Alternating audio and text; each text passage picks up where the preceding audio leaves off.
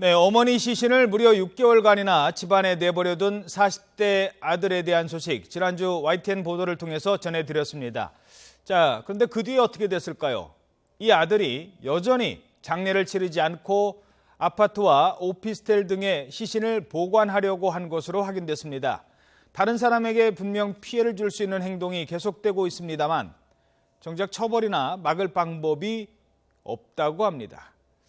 왜 그럴까요? 사회부 조성호 기자와 함께 얘기 나눠보도록 하겠습니다. 안녕하십니까? 안녕하십니까? 자, 일단 지난번에 그 시신 방치 사건, 어떤 사건인지 간단하게 정리를 좀 다시 해보죠. 네, 지난 4일 저녁에 벌어진 일입니다.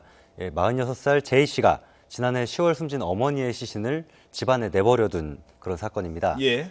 네, 그 아파트 유리창을 닦던 청소 직원이 시신을 처음 발견했고 경찰이 출동해서 시신을 수습했습니다. 이 과정에서 그 아들이 시신을 방치한 것이 아니라 나름의 장례 절차를 밟던 중이다. 이렇게 강하게 저항하기도 했습니다. 네, 어머니의 시신을 6개월 동안이나 장례식을 치르지 않은 채 내버려둔 그런 셈인데요. 예. 네, 그래서 경찰이 아들을 사체 유기 혐의로 긴급 체포해 조사한 사건입니다.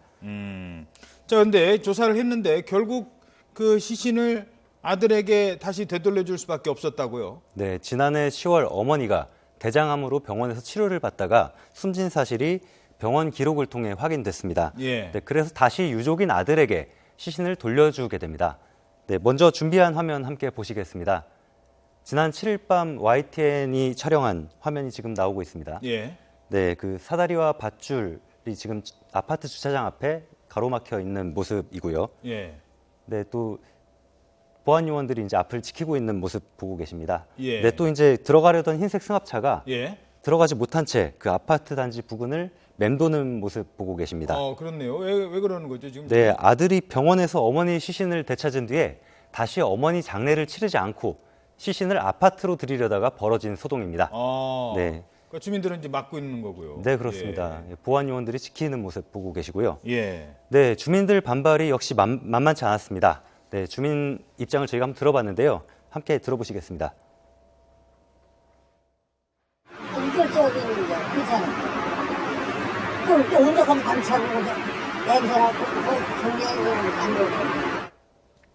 그렇죠. 이 아파트가 장례식장은 아니지 않습니까? 다시 아파트로 들인다는 거에 대해서 반발을 할 텐데 그 시신은 어떻게 됐어요? 네, 시신을 돌려받은 아들이 또 시신을 다시 옮길 곳을 찾아 그렇게 나섰는데요. 네, 한남동 자택으로 들어가는 길은 보시다시피 막혀 있고, 예. 네, 그러자 이제 강북에 있는 한 오피스텔로 시신을 옮기려고 시도를 했는데, 예. 네, 경찰이 지켜보는 것이 부담스러웠는지 결국 차에 싣고서 시신을 전북 익산까지 간 것으로 확인됐습니다. 네, 익산에는 제이 씨가 소유한 건물이 있는 것으로 파악됐습니다. 네, 경찰은 장례를 치르지 않은 채 제이 씨가 시신을 내버려두는 일이 계속 이어질까 봐 전전긍긍하고 있는 상황입니다. 네, 하지만 다른 범죄 혐의에 대한 증거가 없이 경찰이 개입하는 것도 어려운 일입니다.